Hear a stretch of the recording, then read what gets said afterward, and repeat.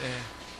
할렐루야. 네, 오늘도 참 좋은 날, 거룩한 주일 아침에 우리 주님 전에 찾아와서 하나님께 영광의 예배를 드리는 여러분들 위해 하나님의 은혜와 능력과 축복이 함께 하시기를 주님의 이름으로 축원합니다. 5월 좋은 달입니다. 가정의 달입니다. 그리고 오늘은 어린이 주일입니다. 몇 년 전에 5월 달을 맞이해서 가정의 주, 가정의 달을 맞이해서 이 지역에 있는 가족 사진을 좀 찍어서 가족들이 함께 모여가지고 이렇게 즐거운 시간 사진 찍으려고 하는데 어차피 한번 분장도 좀 하고 옷도 좀 입고 좀 그러더라고요. 그래서 그런 행사를 우리 교회에서 한번 열었습니다. 그래서 이 지역에 있는 어르신들이나 이 지역에 있는 여러분들을 좀 많이 좀 섬겼는데 어쨌든 가족들이 함께 모인다는 것은 참 귀하고 또 값진 일입니다. 우리는 그런 일을 통해서 이 지역을, 우리 교회를 좀 더 알렸고 또 이 교회를 또 이 지역을 또 섬길 수 있는 그런 기회를 또 가져보게 됐습니다. 5월 한 달만 해도 가정에 대하여서 생각해보고 천국 같은 가족을 이루며 가정의 달로 정했으면 좋겠습니다. 가정은 생명의 요람이자 인격을 만드는 그런 곳입니다. 가정이 참 중요한 것입니다. 건강한 신앙을 가진 가정이 건강한 신앙을 가진 자녀로 또 만들 수가 있고 또 세워나갈 수 있기 때문에 그러합니다. 여러분, 그런데 우리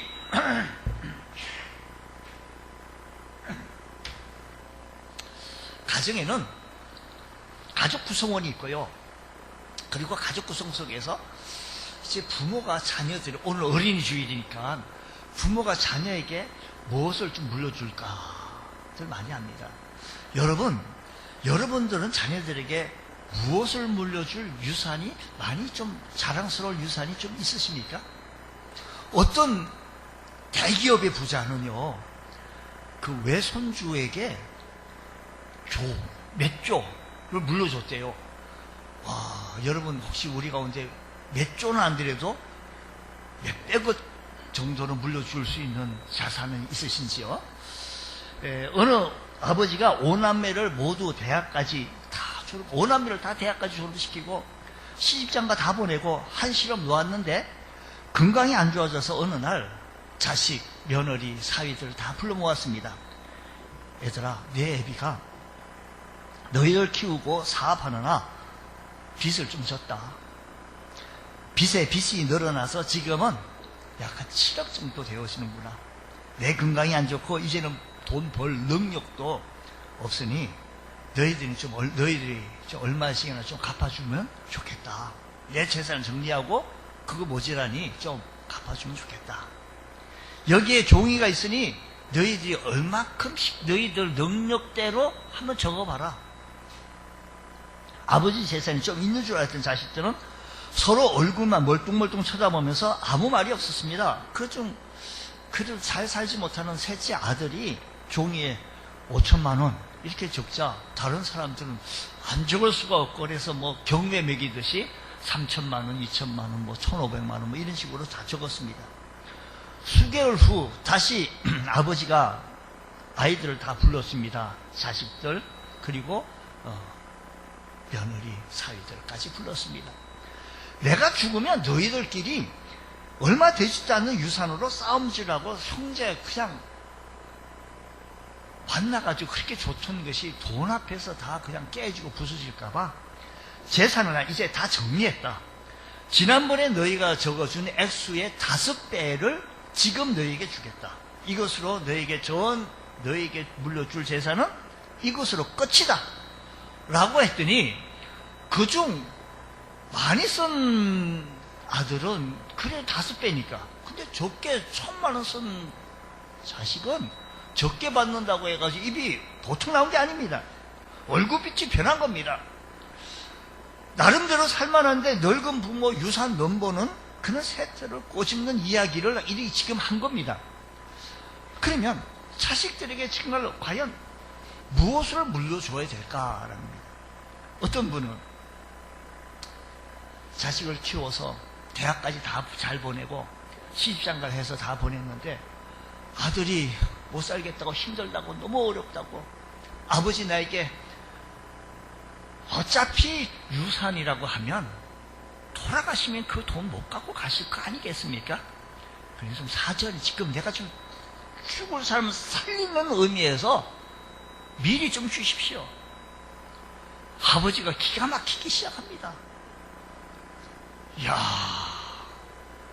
아이 얘기 들어보니 보통 일이 아니라 자기 재산을 정리하면서 얘기했습니다.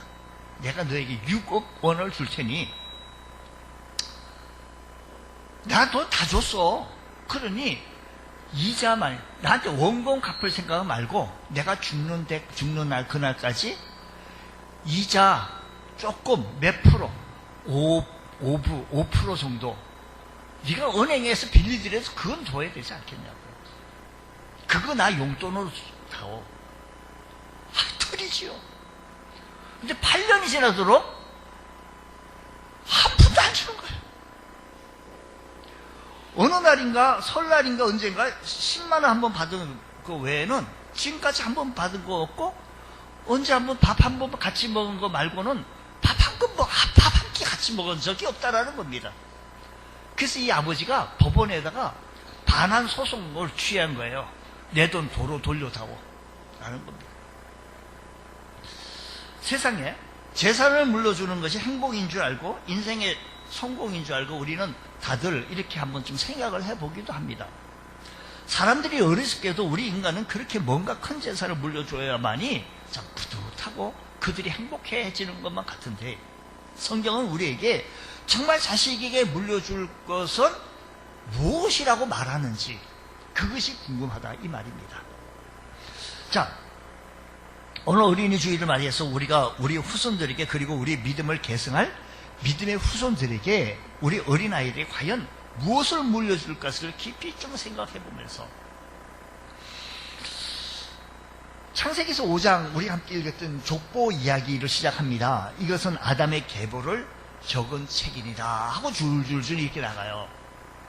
당시 아담의 후손들은 모두가 오래 살았으나 그러나 모두가 죽었습니다.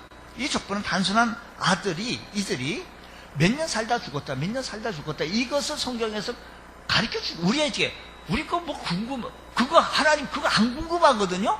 그 사람이 몇 년 살다 죽었고 몇 년 살다 죽었고 그거 참 궁금하지 않은데 아담의 후손들을 통해서 역사 속에서 하나님 뜻이 어떻게 펼쳐지는 것을 보여주기 위한 것이지 사실 우리가 궁금하지도 않은 것을 우리 하나님께서 왜 성경까지 기록을 왜 했겠어요? 이런 하나님 뜻을 이루기 위해서 특별한 목적을 가지시고 구속사적인 족보를 그렇게 기록을 한 것이다라는 겁니다. 자, 그러면 그렇게 기록 속에서 말씀 보니까 특별히 우리가 자손들에게 자녀들에게 물려줄 것이 과연 무엇일까를 우리가 바라보게 되어지는데 하나님의 축복을 자손에게 유산으로 물려줘야 되겠다라는 겁니다. 첫 번째, 우리가 하나님의 복을 내가 줄 수 있는 것 하나 줘도 소용이 없습니다. 하나님이 하나님이 우리의 자녀에게, 하나님 우리 아들에게, 하나님 우리 딸에게 축복하여 주옵소서. 그러면 여러분 아멘 해야 합니다. 어째 그렇게 하나님 앞에 축복해달라 그러는데 이게 뭔 말인지. 여러분 오늘 2절 말씀 보면 남자와 여자를 창조하셨고 그들이 창조되던 날에 하나님이 그들에게 뭘 주셨다 그런 거 아니? 복을 주셨다고요. 복을 주셨다. 복을 주시고 그들의 이름을 사람이라 일컬었다라는 겁니다. 하나님께서 복을 주셨으니 하나님 우리 아들 누구에게 축복하여 주옵시고 복을 내려 주옵소서. 창세기 3장과 4장은요 인간이 타락하는 것을 기록한 이야기입니다. 그럼에도 불구하고 인간을 지으시고 그들을 축복하시다 하나님이 타락한 후에도 또 말씀하시 축복하시기를 또 축복하셔요. 또 축복하시고 처음부터 축복하시기를 작정하시던 하나님입니다. 창세기에서 1장 28절 말씀 보면 하나님이 그들에게 복을 주시고 하나님이 그들에게 이르시되 생육하고 번성하여 땅에 충만하라. 땅을 정복하라. 바다의 물고기와 하늘의 새와 땅에 움직이는 모든 생물을 다스리라고. 이게 뭐냐면 축복하는 겁니다. 축복하는 겁니다. 하나님께서는 어찌하든지 간에 사람을 축복하시기를 원하시고 있으시다는 거예요. 하나님이 원하시는 것, 하나님이 바라시는 것은, 자, 하나님 인간들이 저기 오는 거래. 이 함정을 빨리 만들어야지. 함정. 그래서 함정에 쭉 빠졌어. 구렁텅이 빠져서 가면 우리 하나님은 왜 숨어 계시다가 아이고 고섭다 재밌다 이런 하나님이 아니시라니까.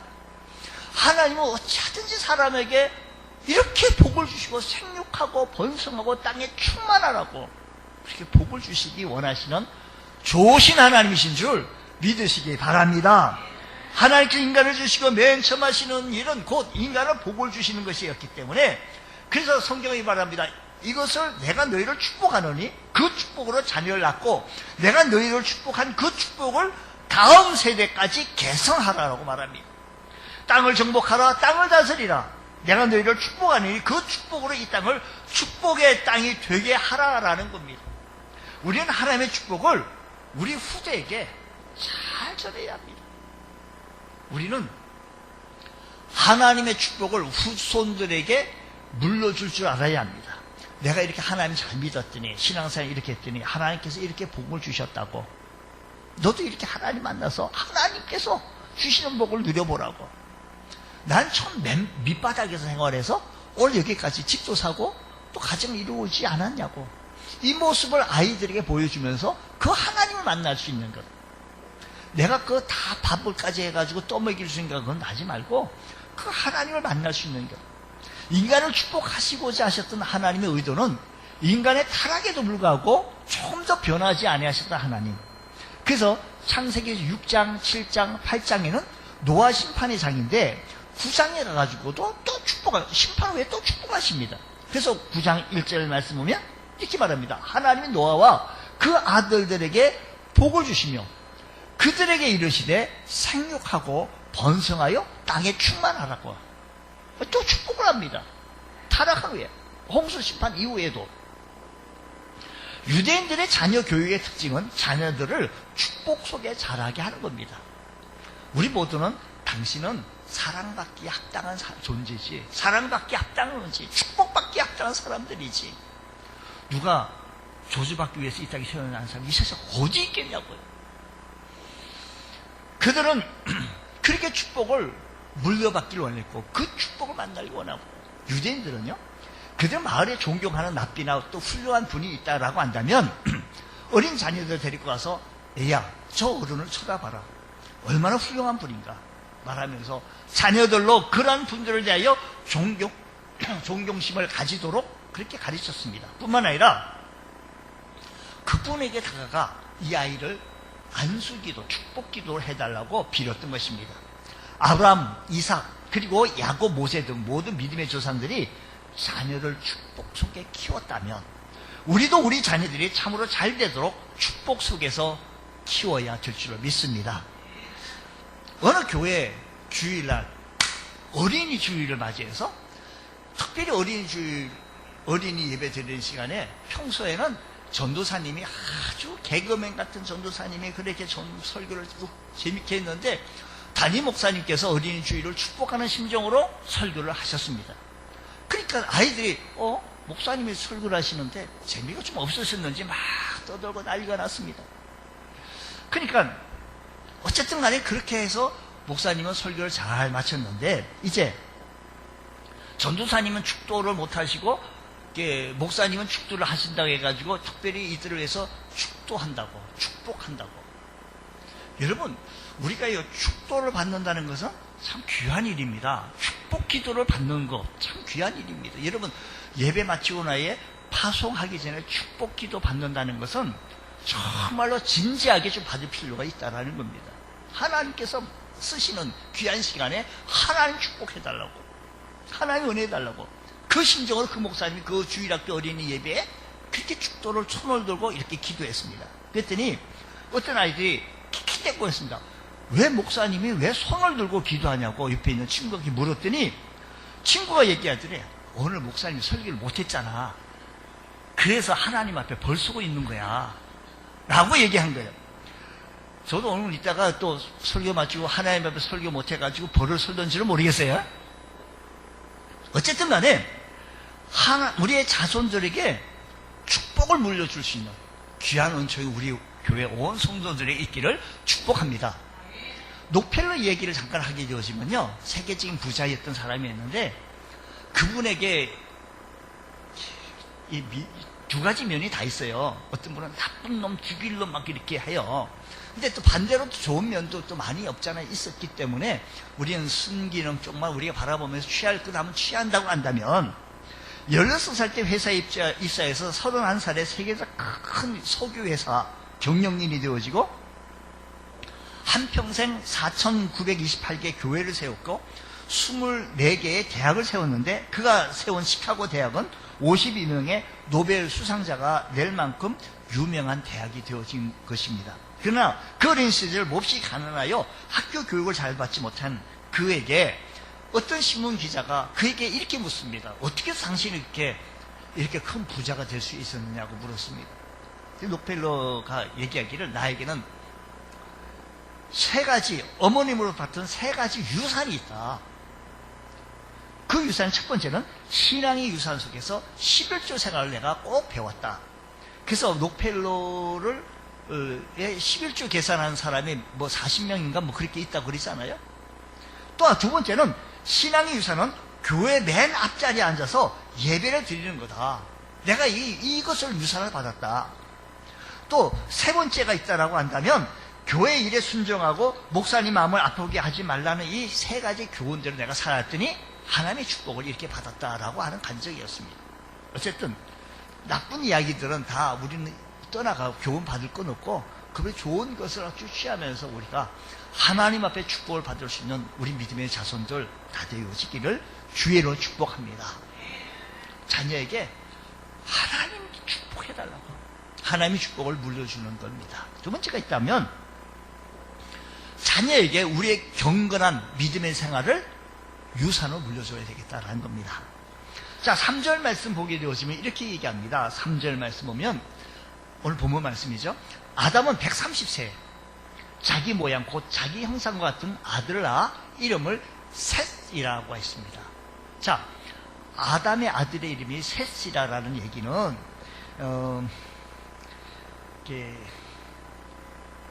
선택받은 사람, 즉 인간 창조가 다른 모든 피조물보다 구별되어졌던 독특성이 바로 하나님의 형상대로 지음을 받았는데, 여기서 하나님의 형상이란 하나님의 거룩하심과 의로우심을 나타내는 말로 인간에게 내재되어진 도덕성, 경건성을 의미하게 되어진 겁니다. 그렇게 우리는 지음을 받았습니다.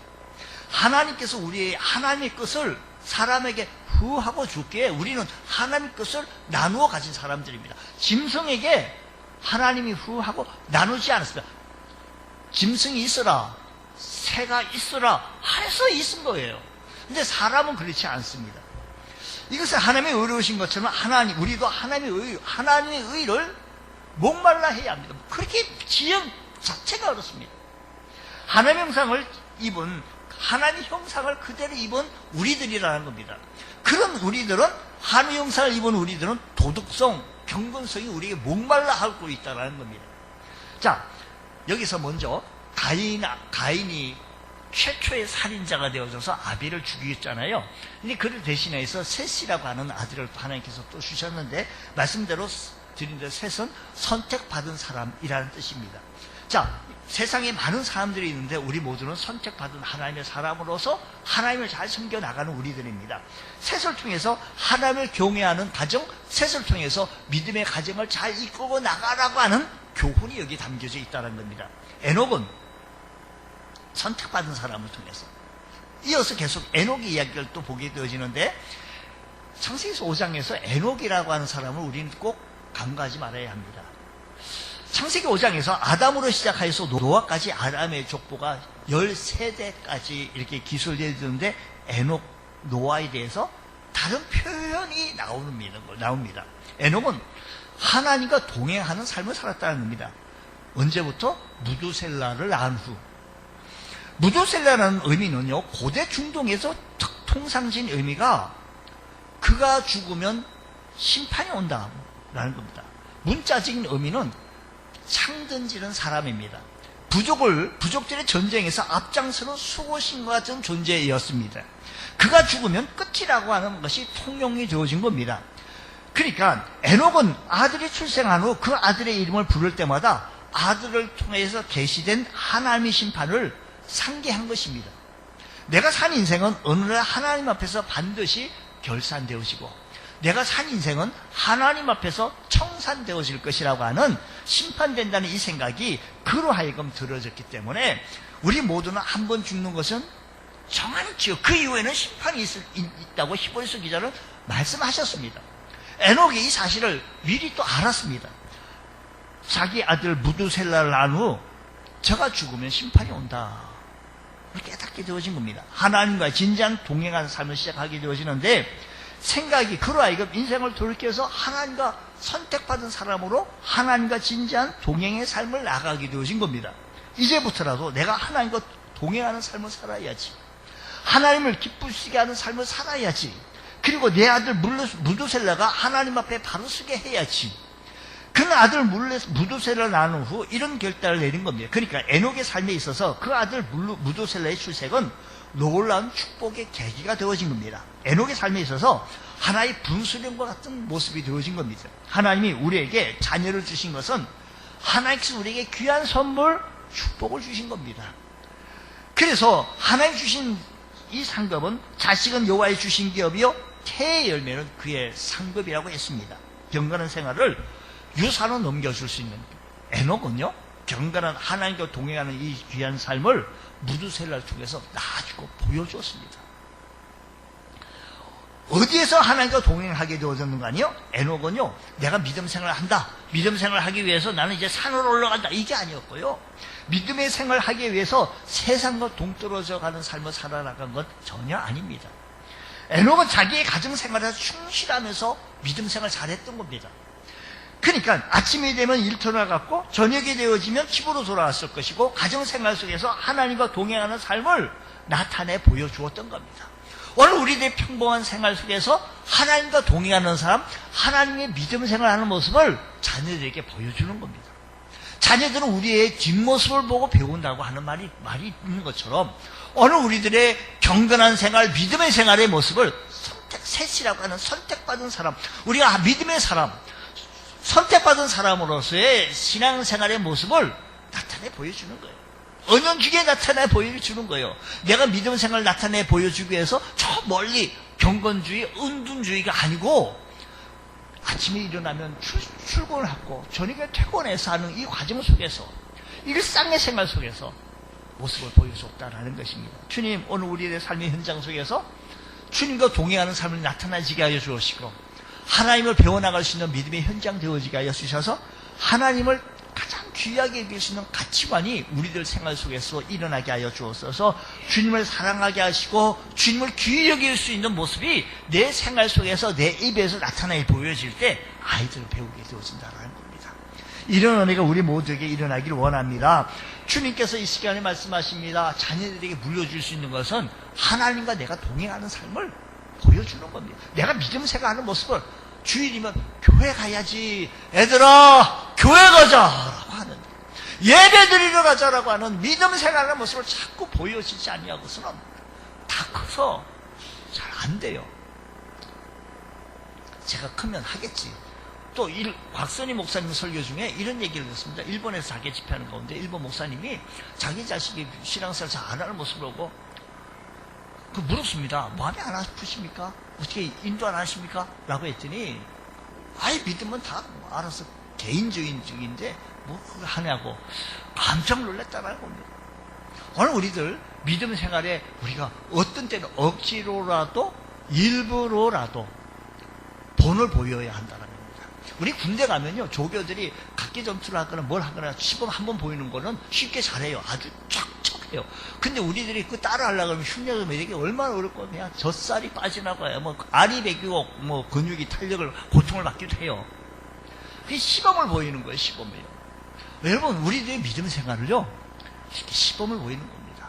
기도는 이렇게 하는 거라고, 식사 지내는 기도는 이렇게 하는 거라고, 내가 먼저 기도의 본을 보이고요 주일이면 성경을 찬송 들고 하나님 앞에 나와 예배하는 거예요. 옛날 우리 어르신들이요 아무리 어머니들은 힘들어도 꼬깃꼬깃한 돈을 다리미에 달여서 주던 신앙의 그 우선순위가 이 땅에는 좀 사라지는 것만 같은데 이런 모습이 회복되어져야 합니다. 옛날 믿음의 선배들은, 우리 이 땅의 믿음의 선배들은 참 귀한 것을 순교자들에게 물려받은 이 신앙들이 또 몇 대 흘러가면서 많이 희석되어졌는데, 그들 주일이면 흰 저고리와 또 검은 치마까지 둘러 입고 아주 예배를 경건하게 정말로, 그래서 주일 와서 교회에서 너무 즐거워하고 기뻐하는 이런 신앙생활, 회복되어지는 은혜가 일어나길 원합니다. 주님, 이 땅에서 가장 위대한 지식이 있다고 한다면 하나님의 뜻을 아는 지식이요, 이 땅에서 가장 위대한 업적이 있다고 한다면 하나님의 뜻을 이 땅에 펼치는 것이다라는 겁니다. 우리 이 땅의 부모들은 너무 아이들을 과잉 보호해서 하나님 말씀, 그거보다 얘가 지금 잠을 더 자야 되고, 얘가, 토요일 날은 밤 1시까지 텔레비 보고, 정말 토요일은 밤 1시, 2시까지 좋은 프로그램이 쭉, 시간이 왜 이리 잘 가요? 그러다 보니 아침 12시까지 재워야 되겠지. 여러분, 하나님 중심적인 삶을 나타내 보여야 합니다. 교회 중심적인 삶을 나타내 보여야 합니다. 하루아침에 안 됩니다. 동행하는 삶을 에녹은 300년 동안 변함없이 주님과 동행했더니 하나님께서 그를 이 세상에 내버려 주지 않고 데리고 가셨다라고 말씀하십니다. 이 말씀은 무엇인가니, 하나님과 동행하는 삶에게 이런 은혜를 주셨다는 사실을 기억하시면서 이런 은혜가 우리 모두에게 있기를 주의 이름으로 축원합니다. 자손에게 물려줄 수 있는 귀한 선물이 있다고 한다면 무엇보다도 영생, 생명, 구원의 은혜를 물려주는 것이 귀한 유산인 줄 믿으시기 바랍니다. 미국 목사님 가운데 우리 아이가 구원의 확신을 분명하게 했다고, 이 아이가 분명히 했다고 너무 기뻐가지고 즐거워해서, 우리도 왜 이렇게 오버하나라고 하는 것 같은데 막 오버하면서 친구한테 전화해가지고 우리 아이들 이 구원의 확신을 가지게 됐다고. 여러분, 창세기에서 5장의 족보 이야기는요, 죽었더라. 죽었더라 이 얘기를 뭘 우리에게 합니까? 이 말씀 속에 하나님의 거룩하신 뜻을 우리에게 전해주기 위한 것이라고 서두에 또 말씀드렸고, 그러면서 말씀하시기를 에녹이라고 하는 사람은 죽음을 극복한 사람이라는 모습을 보여주는데, 특별히 5장 24절 말씀, 우리는 아까 읽지는 않았지만 5장 전체를 읽었어야만이 되는데 5장 24절 말씀 보게 되시면 이렇게 됩니다. 에녹이 하나님과 동행하였더니 하나님이 그를 데려가심으로 세상에 있지 아니하였더라고 했습니다. 신약성경에 보면 에녹의 후손으로 오신 예수님의 족보가 마태복음 1장에 나오는데, 여기는 낳고 하며 생명의 탄생을 기록을 합니다. 이 땅의 모든 인생은 죽음으로 끝날 수밖에 없지만 그리스도 예수님을 통해서 생명을 얻게 되어진다는 말씀을 하게 되어지는 겁니다. 예수님을 통해서 생명을, 여러분, 우리는 지금 살아있으니까 예배를 드리고 있지요. 우리가 죽음이 떠나면 아무런 가치가 없습니다. 사람에서 가장 귀한 것은 뭐인가니? 생명입니다. 옛날 예전에 우리나라에 가장 똑똑한 사람, 대통령, 수행원들, 좋은 사람들, 훌륭한 사람들 많이 되고 해외에 갔습니다. 근데 해외에 나가서 하려고 하는, 무슨 행사를 하려고 하는 건데, 테러가 일어나서요, 그 당시에 많은 사람들, 우리나라의 최고의 사람들이 많이도 죽었습니다. 대통령 겨우 살아가지고 귀국한 적이 있습니다. 갈 때는 그들이 대통령 수행원으로서 A급 비행기를 타고 갔지만 올 때는 다 죽어서 화물칸에 타고 왔습니다. 화물칸에. 사람이 죽으니까 갈 때는 VIP석에 들어갔지만 올 때는 화물석에 다 밀집해서 오게 되어졌다는 겁니다. 사람에게는요, 생명이 귀한 겁니다. 생명 없더라면 아무것도 화물칸, 짐칸으로 취급받습니다. 주 떠나가시면 내 생명 헛되네 라고 찬송하는 것처럼 우리가 주님 떠나가면 내 생명 헛된다고 고백할 수 있는 귀한 은혜가 있기를 원합니다. 우리는 죽음으로 끝날 수밖에 없는 그런 인생인데, 우리와 우리 자녀들에게 예수님을 영접함으로 말미암아 영생을 얻게 되어진 겁니다. 그러므로 예수님은 이렇게 말합니다. 나는 부활이요 생명이니 나를 믿는 자는 죽어도 살겠고 무릇 살아서 믿는 자는 영원히 죽지 아니하느니라. 우리가 영원히 살기 위해선 생명의 주인이신 예수님을 받아들여야 합니다. 예수님 오시옵소서, 내 마음에 좌정하여 주옵소서. 내가 예수님을 믿겠습니다. 내가 죄인인 것을 고백합니다. 십자가의 상에서 한 강도는 예수님을 받아들였습니다. 그래서 예수님께서 그를 축복하셨는데 오늘 너는 나와 함께 낙원이 있겠다고 축복해. 예수님 직접 얘기하셨으니까요. 분명한 거 아니겠습니까? 주님, 오늘 우리들의 삶의 현장소에서 우리 자녀들은 지금 예수님의 축복에 올라가는 것을 우리 모두 기뻐할 수 있는 것입니다. 어떤 교인이 아들이 고등학교 3학년 되자 교회에 보내지 않았는데 대학 입시에 떨어졌습니다. 이 일은 온 가족이 슬퍼하고 좌절. 대학 떨어지는 것이 정말로 그냥 아주 초상집이 되어집니다. 목사님은 그 성도에게 말합니다. 성도님, 아들이 대학에 못 들어간 것이 이렇게 섭섭한 일이고 초상집이었는데 천국에 못 들어간다고 할 때 어떠하겠습니까? 라고 물었다는 겁니다. 여러분, 대학에 못 들어간 건 섭섭하고 서운한 일이겠지만 우리가 천국 못 들어간다는 일, 이보다 더 아픈 일이 어디 있겠습니까? 여러분 자녀에게 어떻게 되기를 원하십니까? 이 땅에서 살 거는 이 땅으로에서만 살 것으로 알고 사람들이 탐내는 재물이나 좋은 학벌이나 직장이면 그게 다 된 거이겠습니까? 사람에게 생명보다 더 귀한 것이 어디 있겠습니까? 이 땅에서 잠시 살다가 끝나는 육체의 생명뿐 아니라 우리 모두는 영원한 생명을 얻어야 될 줄 믿습니다. 영원한 생명을 우리 이렇게 얘기합니다. 영생 얻었다라고 얘기해요. 구원받았다라는 겁니다. 건진받았다라는 겁니다. 여러분, 이 얘기를 하려면 영생 얻은 이 아이기 미국에서 라이언 화이트라는 소년이 13살 때 혈우병을 앓아 수술을 받다가 수혈이 잘못되어져서 에이즈에 걸립니다. 그런 병원의 잘못으로 속수무책으로 죽음을 기다리고 있는 아이였는데 이 아이는 자신의 죽음을 알면서도 부모나 의사 선생님을 원망하지 않고 항상 밝은 웃음으로 모두에게 친절을 베풀었다는 겁니다. 오히려 염려하는 부모를 위로하며 날마다 기쁘게 지내는 모습이 방송으로 또 전 미국 전역으로 알려지게 되어지자 사람들을 감동시켰고 유명 인사들이 앞다퉈서 이 아이를 방문하게 되어진 겁니다. 당시 대통령이었던, 우리 한번 사진 좀 보여줄까요? 당시 대통령이 이 아이에게 방문해가지고 사진도 찍고, 당시에 유명한 팝 가수 있던 마이클 잭슨도 이 라이언 화이트인데요. 이 아이가 마이클 잭슨도 가서 위로해주기도 했습니다. 이 마이클 잭슨이 있네요. 이 아이를 위로해주고요. 이 아이였습니다. 이 아이는요, 결국 5년 더 살다가 18살에 죽었다는 거죠. 그 마지막으로 아버지가 나눈 대화가 기독교 잡지에 실려서 더 많은 사람들을 감동시켰는데 아버지는 죽어가는 아들에게 말합니다. 아들아, 미안하다. 내가 내게 아무것도 해줄 수가 없구나. 더 이상 어떤 선물도 줄 수 없는 이 아빠를 용서해다오. 아들이 대답합니다. 아니에요, 아빠. 전 지금까지 많은 선물을 아빠에게 많이 받았습니다. 아무도 아빠에게 제게 준 것 같은 선물을 준 사람이 없었는데 아빠는 귀한 선물을 내게 주었어요. 교회에 나가 예수를 믿게 해주었고 말씀을 통해 영생 얻도록 해주었고 아빠는 저에게 천국 예수를 주었습니다. 아빠는 나에게 예수님을 소개해 주셨고 아빠는 나에게 천국의 귀한 자리를 소개해 주셨습니다. 이보다 더 위대한 선물이 없다라고 그런 아빠에게 그런 얘기를 한 겁니다.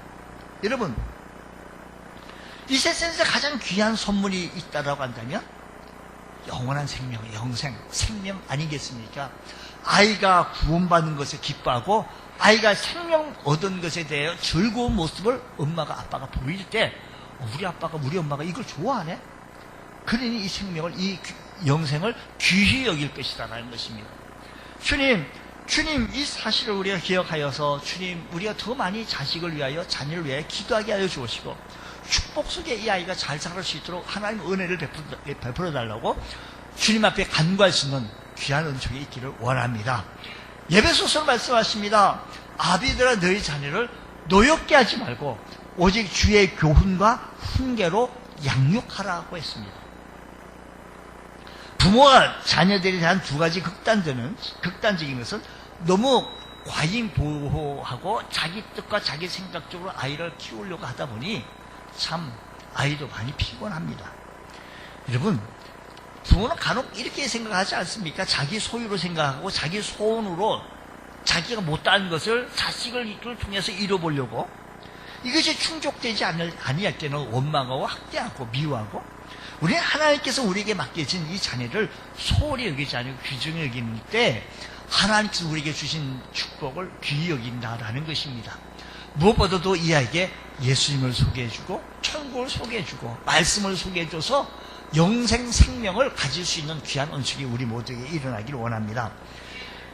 예전에 이런 만화가 있습니다. 신문에 나온 조선일보의 내용은 광수생각이라고 하는 만화인데, 직장을 잃은 아버지가 담배 한 대를 피우면서 망언자실한 눈빛으로 창밖을 내다보면서 살아갈 일들이 태산 같아 걱정이 앞서가지고 한숨 푹푹 쉬고 있으면서 이때 백지수표라도 한 장 있었으면 좋겠다라고 중얼거립니다. 이때 초등학교 1학년 되어지는 이 어린 딸이 옆구리를 툭툭 건드리면서 아빠 이거 받아 하고 줍니다. 뭔데? 내가 만든 백지수표야. 아빠는 이 백지수표를, 아기가 받은 이 백지수표를 보고 눈물 흘리던 장면입니다. 고마워. 아빠가 잘 쓸게. 근데 아빠에게 진짜 백지수표는 바로 너란다. 꼬마 딸은 울지마 아빠 하고 위로했다는 겁니다. 만화 하단에는요, 오늘도 아이들을 위해서라도 열심히 뛰십시오라고 하고 광수 생각하고 엔드라고 그 영어로 썼습니다. 짤막한 코멘트가 있습니다. 자녀야말로 우리의 미래의 백지수표라는 겁니다. 이 백지수표인 우리의 자녀에게 무엇을 물려줘야 되겠습니까? 최고의 물려줄 아름다운 유산, 바로 믿음을 물려주고 하나님을 물려줄 수 있는 귀한 은총이 있기를 원합니다. 성경에 아브라함의 하나님, 이삭의 하나님, 야곱의 하나님이라고 하면서 믿음의 개성을 보여준 것처럼 내가 예수 잘 믿고 내가 잘 끝났다라고 해가지고 그것으로 끝난다는 것은 하나님께서 원하시는 뜻이 아닐 것이라는 겁니다. 오늘 이 복음 말씀 족보 이야기를 통해서 그때 말씀 잘 믿고 끝났다는 이 얘기가 끝나는 것이 아니었고, 내 아들과 내 손자 이어지는 이 아름다운 신앙을 통해서 우리들의 믿음의 가게가, 믿음의 가뭄이 아름답게 세워질 수 있는 귀한 축복이 있기를 원합니다. 성경 말합니다. 보라, 자식은 여호와의 기업이요 새 열매는 그의 상급이라고 했습니다.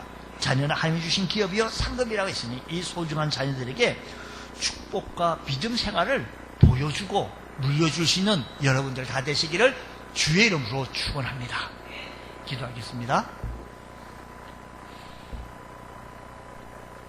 하나님 아버지, 우리의 자녀에게 하나님의 축복을 물려줄 수 있는 저희들 되게 하여 주옵시고, 믿음 생활을, 우리의 신앙 생활을 하는 모습을, 경건한 모습을 유산을 물려주게 하여 주옵소서. 우리 아버지가, 우리 어머니가 믿음 생활을 이렇게 했다고, 우리 어머니가, 우리 할머니가 이렇게 믿음 생활을 했다고, 나는 그 모습을 보온다고. 무엇보다도 우리 자녀들에게 영생, 영원한 생명을 줄 수 있는 믿음을 보여줄 수 있는 귀한 축복의 은혜가 있길 원합니다. 주님, 주의 몸된 교회 온 자녀들이 믿음 안에서 잘 자라날 수 있도록 축복하여 주옵소서. 예수님 이름으로 기도드리옵나이다.